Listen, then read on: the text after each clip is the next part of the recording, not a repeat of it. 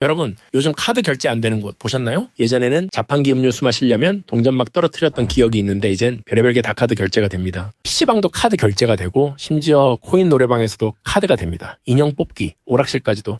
요즘 현금 들고 다니면 바보 된 느낌이 들더라고요. 사실 생각해보면 굳이 실물 카드가 없어도 그냥 핸드폰만 있으면 삼성페이나 애플페이로 결제가 다 돼버리는 수준입니다. 여기서 저는 궁금증이 하나 생기더라고요. 언제부터 신용카드가 나한테 없어서는 안 될 존재가 되었을까? 1969년 외환은행 외환카드를 발행하면서부터 시작되는데요. 본격적으로 많이 사용하기 시작한 건 30년 뒤 정부가 신용카드 소득공제 제도를 마련하면서부터입니다. 통계청조사에 따르면 2020년에는 월 신용카드 이용 금액이 총 77조였지만 23년에는 무려 999조.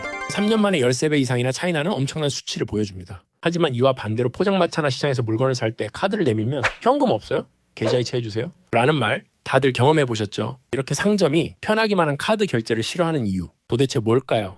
그 첫 번째 이유는 바로 수수료입니다. 연매출 3억 원 이하의 작은 가게들은 0.8%의 카드 수수료가 적용되는데요. 규모가 작을수록 수수료를 낮춰준다고 하지만 사실 판매자 입장에서는 이 수수료도 부담이 될 수밖에 없죠. 두 번째는 카드 혜택입니다. 소비자는 포인트나 캐시백처럼 정말 다양한 혜택을 받지만 판매자는 이득을 챙기긴커녕 손해만 보는 구조입니다. 이렇게 부담이 크다 보니 카드 결제를 기피하는 마음은 이해가 갑니다만 소규모가 아닌 우리가 모두 알고 있는 유명 큰 업체들에서도 이런 행태가 발생하고 있다면 믿으실 수 있겠나요? 첫 번째 사례는 대중매체와 온라인 기사에서도 쉽게 확인할 수 있는 대표적인 사례입니다. 당시 어떤 일이 있었는지 간단히 살펴보면 이렇습니다. BMW의 공식 딜러사였던 S모터스에서 한 고객이 차량을 구매하면서 카드 결제를 요청했지만 딜러사는 이를 거부했던 사건입니다. 기사 내용에 따르면 A씨는 차량 구매 대금 6,870만 원 중 5,500만 원을 카드로 결제하려고 하자 S모터스 소속 딜러는 회사 방침이라며 카드 결제를 거부했다고 합니다. 처음 차량 계약 상담을 할 당시에도 카드 결제가 안 된다는 말은 없었다고 하는데요. 해당 딜러는 카드 결제를 하더라도 수수료의 프로를 고객이 부담하는 조건으로 카드 결제가 가능하다는 궤변을 들어놓았다고 합니다. A씨는 둘째 딸이 태어나 패밀리카가 급하게 필요했고 7개월 이상 차량을 기다린 상태였기 때문에 울며 겨자 먹기로 5,500만 원의 카드 수수료의 프로 약 126만 원을 본인이 부담하고 카드 결제를 했다고 합니다. 카드 결제 거부와 소비자에게 카드 수수료까지 전가하는 행위가 부당하다고 판단, A씨는 여신전문금융업법 위반 등으로 S모터스를 국세청에 신고했다고 합니다. 과연 어떤 조치가 이루어졌을까요? S모터스는 카드 결제를 거부하고 카드 수수료를 고객에게 전가한 사실로 인해 결국 행정조치를 받게 됐습니다. 이는 여신전문금융업법 제19조를 위반한 사례인데요. 제1항, 신용카드 가맹점은 신용카드로 거래한다는 이유로 결제를 거절하거나 신용카드 회원을 불리하게 대우해서는 안 된다. 제4항, 가맹점 수수료를 신용카드 회원에게 부담하게 하여서는 안 된다. 결국에 S모터스는 이 두 가지 조항을 모두 어긴 셈이 된 겁니다. 흥미로운 건 이 상황을 국세청에 신고했던 A씨는 정식보 상금으로 50만 원을 수령했다는 사실이죠. 엄밀히 따지면 S모터스에 낸 카드 수수료 2%에는 턱없이 부족한 금액이지만 법적 권리를 지키기 위한 행동이 보상으로도 이어진 셈이죠. 앞서 BMW 딜러사의 카드 결제 거부 사례를 소개해드렸는데요. 비슷한 문제는 포르쉐 구매 과정에서도 광범위하게 발생하고 있습니다. 실제로 커뮤니티와 기사들을 보면 포르쉐를 구매하려는 소비자들이 딜러로부터 이런 말을 자주 듣는다고 합니다. 전에 카드는 안 됩니다. 카드는 3천만 원까지만 가능해요.